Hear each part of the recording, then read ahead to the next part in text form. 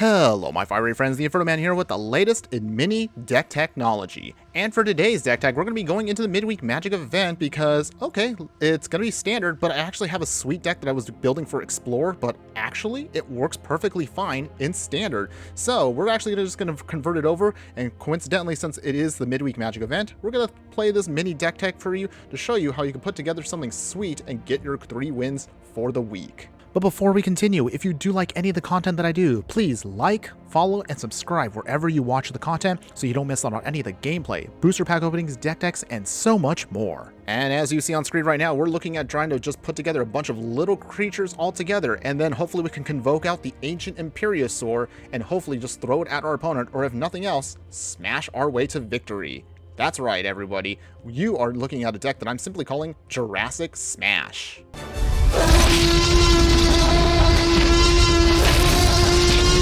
But of course, before we get into it, let's of course talk about the stats of the deck. So simply put, we are going into a Gruul color of mostly red with a splash of green. We're looking at 18 creatures and 18 non-creature spells. Specifically, it's going to be 12 sorceries, 8 artifacts, 2 enchantments, and 24 lands. This is honestly a budget deck, which is even better for us. So that means you could definitely put this together on a super cheap budget and have a lot of fun. Now, to reiterate one more time, the deck is simply trying to do one of two things. We're either going to try to put together the biggest Ancient Imperiosaur, taking advantage of the convoke ability it has, or if that doesn't work, we're going to hopefully just make it as big as possible and fling it at our opponent. Now, how are we going to do that, of course? Let's actually go over some of the basic cards in the deck. Many of these cards you probably have seen me play at other deck techs, but we'll go over them very briefly. Starting in the 1-drop slot, we have Gleeful Demolition, which we can use to destroy an artifact. And if we control that artifact, we can create a bunch of little Phyrexian Goblin creature tokens. The artifacts we can destroy can either be an Experimental Synthesizer, which is actually pretty sweet too, because this card also provides us with some pseudo card advantage by exiling the top card of our library. And if we don't use it, we basically can just throw it away. Hopefully we can just generate what we're looking for. We also are going to use a creature Rabbit Battery and Volaren Epicure. Volaren Epicure is also pretty good because it creates that blood token that we can use to destroy from a Gleeful Demolition and put out a bunch of tokens.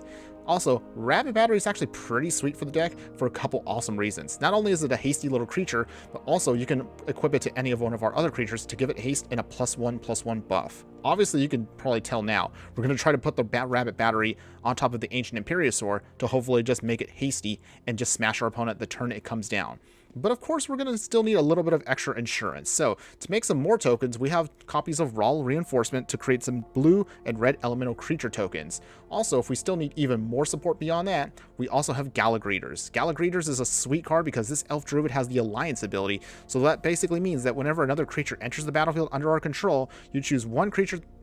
Choose one of the abilities below that has not been chosen this turn. Ideally, if we can then utilize Gleeful Demolition, it actually can trigger all on its own with just that one simple Gleeful Demolition. But otherwise, as you see right here, you can either make it bigger by putting +1/+1 counters on the Galagreeters, you can create a tapped treasure token, or you can gain 2 life. So don't underestimate even sometimes the life gain in the treasure tokens. Although we do have a ton of lands, the treasure tokens can also still be sacrificed with Gleeful Demolition if we need to in a pinch.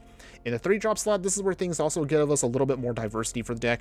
If, say, however, we can't get Rabbit Battery attached to the Ancient Imperiosaur, our other way of doing it is using Invigorating Hot Springs. So this 3-mana enchantment allows us to enters the battlefield with 4 +1/+1 counters on it. However, with modified creatures we have, i.e. creatures that utilize either auras, equipment, or counters placed on them, they have haste. By removing a +1/+1 counter from the Invigorating Hot Springs and putting it onto another creature, we can then do this at least once at a time, only once each turn, and at sorcery speed. That I know that does seem a little bit slow, but if we can time it just right, we can also add in a couple extra counters to the Ancient Imperiosaur to ensure it has enough power to smash through victory.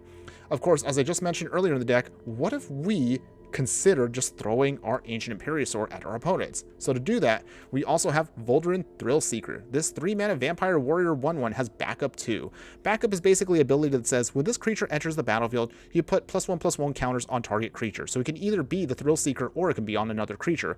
If that's another creature, however, it also gains the abilities printed below this creature until end of turn. So as you may have already figured out, If we put out Volaren Epicure on the battlefield, we can then back up our Ancient Imperiosaur. If it's already there, we can give it its sacrifice ability for 1, and then after maybe say we do some damage on our opponent, we can then get to victory by doing even more damage throwing the Gynosaur to face. So that's the whole game plan for you. As for removal on the deck, all your option is going to be Obliterating Bolt. Now granted, I know that's not really going to be that much, but the way the deck is designed, you mostly want to be as aggro as possible, but Obliterating Bolt will be just enough to get you through the majority of the threats in the standard format. For the mana base, this is a budget deck, and we're just trying to get through our midweek magic event. So all you basically need are going to be 7 mountains, 7 forests, 2 copies of Razor's Ring, 4 Rugged Highlands, and 4 copies of Cabaretti Courtyard. But otherwise, that's the whole deck for you, everybody. So a couple of final things I'm going to say as tips for you if you were just trying to get through this event. As you're going to see from the footage that I'm going to display right now, of course, what your biggest thing is, you want to try to flood the board as fast as you can. So once you do get your Ancient Imperiosaur available in your hand,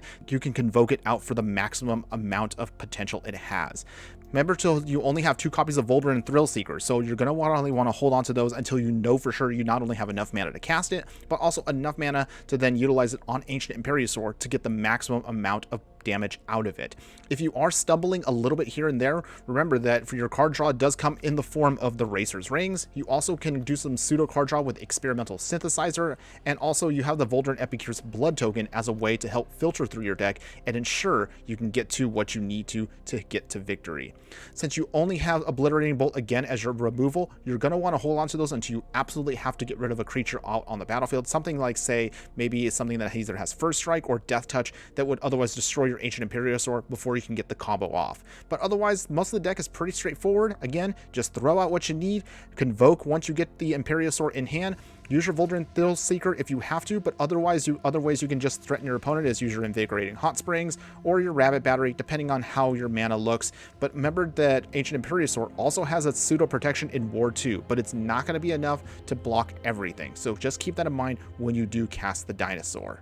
But otherwise, that is the whole deck for you in a nutshell. So again, let me know in the comments below, what do you think? I know, as I mentioned before, anytime we do midweek magic event decks, we just keep it short, simple, to the point. I'm already working on a couple of other decks utilizing some of the anthology cards, but if there's any cards in particular you'd like me to see build around, let me know, and I would love to hear from you. But otherwise, my only other final thoughts I'm going to give on this deck is, if you are a fan of combo decks out there, if you like dinosaurs, if you like the convoke ability, or heck, you just like janky abilities where you just can throw creatures at your opponent after you've done some damage, be sure to give this deck a try. And I assure you, when you get your wins in for the midweek magic event, you will definitely have fun and not be disappointed. That's all I have for you today. Thanks again for watching, everyone. And just remember that no matter what you do play in the game of life, always be sure to burn bright. Later.